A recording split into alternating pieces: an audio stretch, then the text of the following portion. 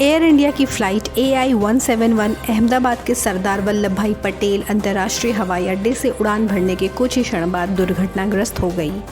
ये हादसा भारत में दशकों की सबसे भयावह विमान दुर्घटना है, जो 12 जून को दोपहर 1:38 पर हुई।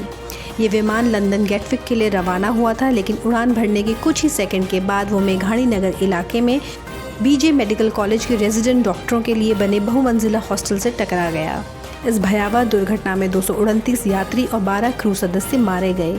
अधिकारियों के मुताबिक ज़मीन पर मौजूद 5 मेडिकल छात्र भी इस हादसे में जान गंवा बैठे। विमान की कमान कैप्टन सुमित सब्बरवाल के हाथ में थी और उनके साथ फर्स्ट ऑफिसर क्लाइव कुंदर मौजूद थे। कैप्टन सुमित सब्बरवाल के पास 8,200 घंटे की उड़ान का अनुभव था, जबकि को पायलट के पास 1100 घंटे का उड़ान अनुभव था। उड़ान भरने के कुछ ही मिनटों बाद पायलट ने एयर ट्रैफिक कंट्रोल को मेडे कॉल दी, लेकिन ATC के जवाब पर उन्होंने कोई प्रतिक्रिया नहीं दी। अब सवाल उठता है कि ये मेडे कॉल क्या होती है। तो मेडे एक अंतर्राष्ट्रीय स्तर पर मान्यता प्राप्त आपातकालीन शब्द है, जिसका इस्तेमाल संकट की स्थिति में एयर ट्रैफिक कंट्रोल को संकेत देने के लिए किया जाता है।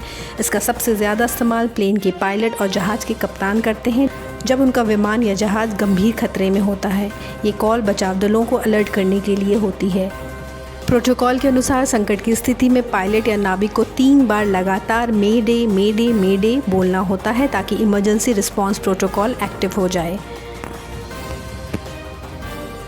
मेडे शब्द को 1920 के दशक की शुरुआत में इंग्लैंड के क्रॉयडन एयरपोर्ट पर रेडियो प्रभारी अधिकारी फेडरिक स्टैनले मॉकफोर्ड ने संकट संकेत के रूप में विकसित किया था। ये शब्द फ्रेंच शब्द एम-एडर से लिया गया है, जिसका अर्थ होता है आकर मेरी मदद करो।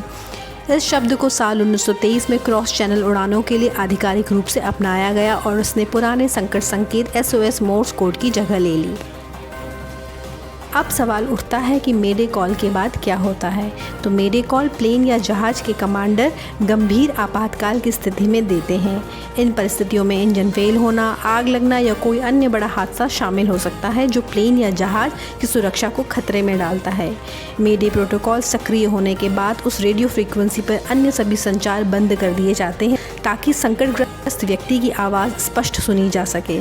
इसके बाद पायलट या कप्तान आपात स्थिति का विवरण और अपनी लोकेशन साझा करते हैं।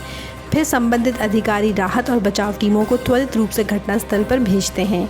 ये कॉल अधिकारियों को तुरंत राहत कार्य शुरू करने और संभावित घायलों के लिए व्यवस्था करने में मदद करती है।